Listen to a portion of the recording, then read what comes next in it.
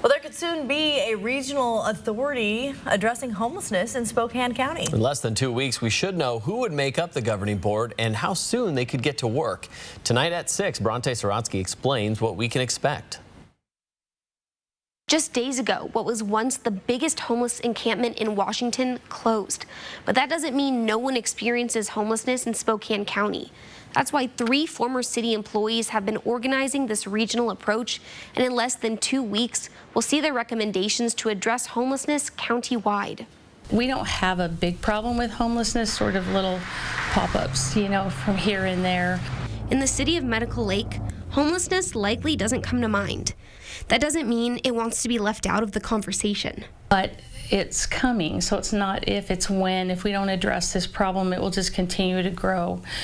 And that's the idea behind this collaborative effort to address homelessness throughout Spokane County, an entity 100% devoted to resolving homelessness countywide. I think our role is important, that we can have that voice. Gavin Cooley, former Spokane CFO, is one of the former city staffers organizing this entity and says we're closer now than ever before to implementing it countywide. We have ideas who they would represent and what an ideal candidate would look like, but we'll make these recommendations to the city and to the county and the other cities, and at that point we'll hope for very quick adoption. The hope is that in less than 2 weeks, the cities within Spokane County will listen to these recommendations and adopt them, all within a month. Where the new staff, the new CEO, the new governing board will be managing homelessness in a way that we've seen work in other jurisdictions across the country.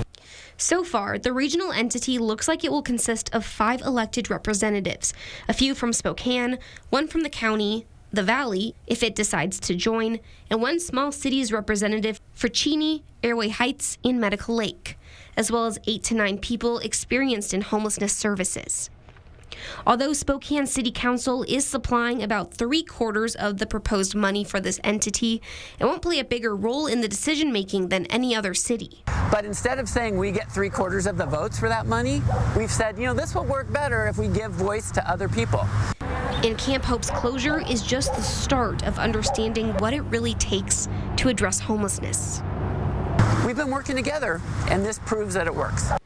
The recommendations for the creation of a regional homelessness authority will be given to elected leaders and the public at the Spokane Convention Center on June 28th. In studio, Bronte Sorotsky, 4 News Now.